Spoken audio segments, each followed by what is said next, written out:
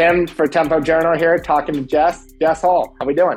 Hey, good. Thank you. Thanks for chatting. Welcome back. Yeah, you're definitely a friend of Tempo at this point, which is awesome. We were just joking, but not in quarantine this go around, which is super, super helpful and welcome, I would hope. Thank you. Yeah, so much better. We've been down here in California training, so it's quite different to Sydney hotel quarantine when I last spoke to you guys.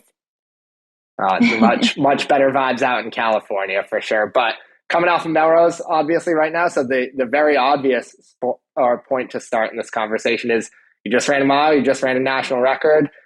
How are you feeling? How was that race? All of those questions right there. I'm just going to toss it over to you and let you talk about it.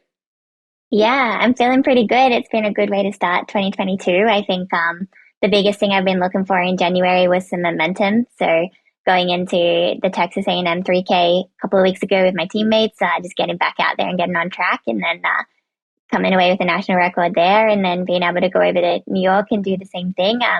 Feel like I got the momentum I was searching for, and I'm excited to keep racing now. We've kind of got some good marks on the board, but it's time to really get competitive. Yeah, that makes a ton of sense and a crazy year. I do very briefly for everyone who watched Melrose, they saw all of the cutaways with the weather coverage. I'm very curious what warming up in a massive blizzard looked like. I know athletes usually do loops around the Armory, but that did not seem possible, but maybe I'm wrong. Yeah, it was very different this time. I'd been to the Armory a couple of times in college, so I kind of knew the Armory loop for the warm up. And we were jogging out on the Friday for pre-meet, and I was thinking to myself, because Ella Donahue, my teammate, had never been to the Armory, and I'm like, I wonder if it's even worth kind of showing her this loop, because tomorrow we're probably not going to be able to run it with the snow. But we ended up actually running about 400 meters down the street, very slowly because it was quite slippery. So more just like a shuffle walk kind of thing. And then there was a parking garage. So we were in there warming up on about the third level up. It was de-iced, and pretty much every distance runner that was racing in any event across the meet was in that parking garage just running some loops.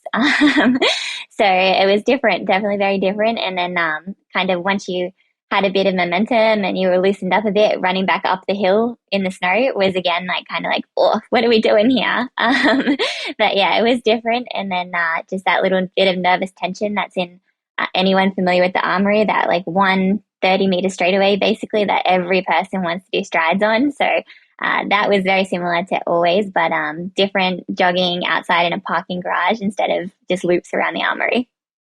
I'm glad that New York City's infrastructure seemed like it was helping out there. Yeah, that stretch of stride space that you alluded to, that is a nightmare.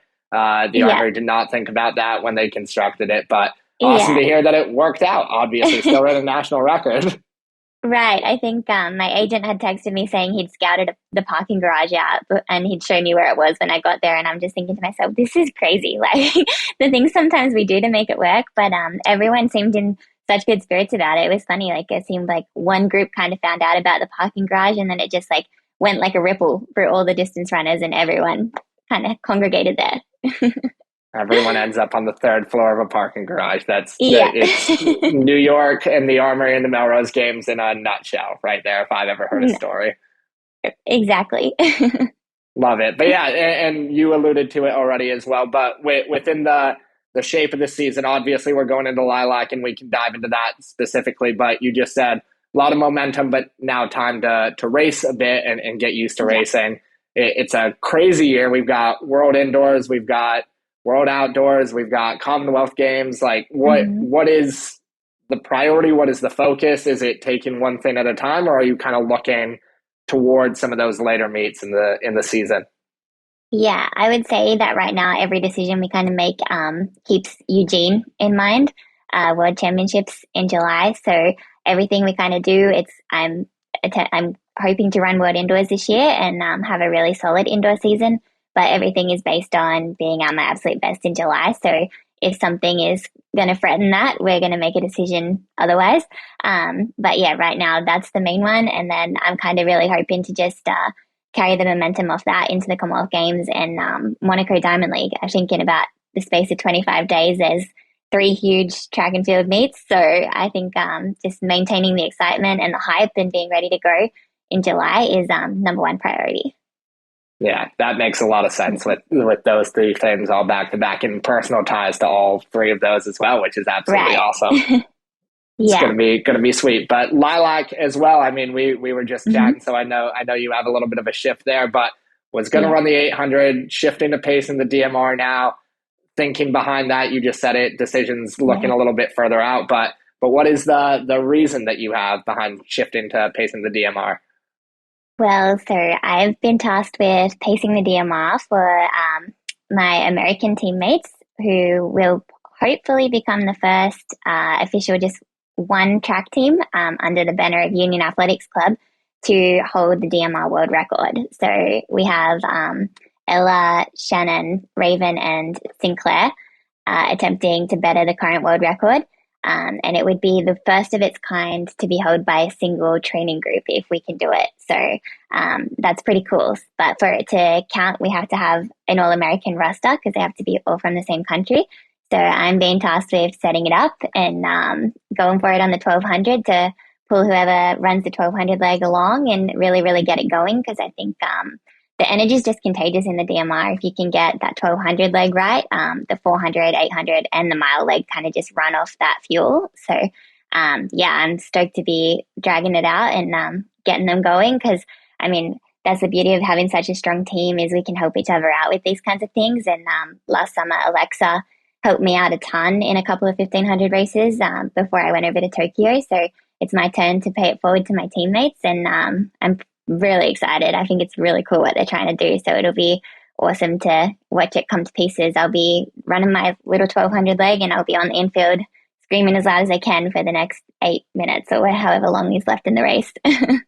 Yeah, and the nice thing with the DMR is you still got a little bit of running after the 1200 as well, which is absolutely Right. awesome. But you said it as well, and I think something super curious that I know we wanted to talk about with Union Athletic Club and what you guys are doing. First of all, going after that DMR world record is absolutely awesome. But then the fact that athletes like yourself can jump in and help your teammates, Mm-hmm. like, can you speak to that a little bit and what you guys have created with Union Athletic Club, but then also that team atmosphere where you can very tangibly do stuff like this, where you can help one teammate out trying to run certain races or run certain times or whatever it might be.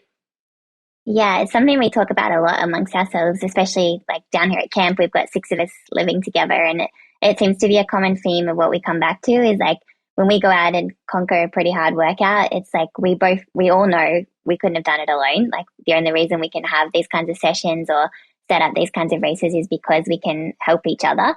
And basically, yeah, what we're doing every day in practice and what we're going to do at Lilac is setting us up for success at an international level. Like we can lean on each other, we can push each other along, we can learn from each other, and that just seems to be the epitome of our team right now. Is the standard is so high, but we want to pull each other along with each other. There's no hierarchy or anything. Like it's if I can do that, Ella can do that, Sinclair can do it, and vice versa. So it's really cool, kind of just sort of catch the magic with each other. Is if one of us is there, the rest of us are there. Yeah, and I think that's one of the beauties of running as well, where like at the pinnacle, maybe at an Olympic Games, yes, if you're winning a gold, Mm-hmm. someone else isn't winning that gold medal. But for the most part, if you're running a PR, a teammate can still run a PR. Like Mm-hmm. you guys can very much succeed together, is what it sounds like you're Yeah. trying to build, which is amazing.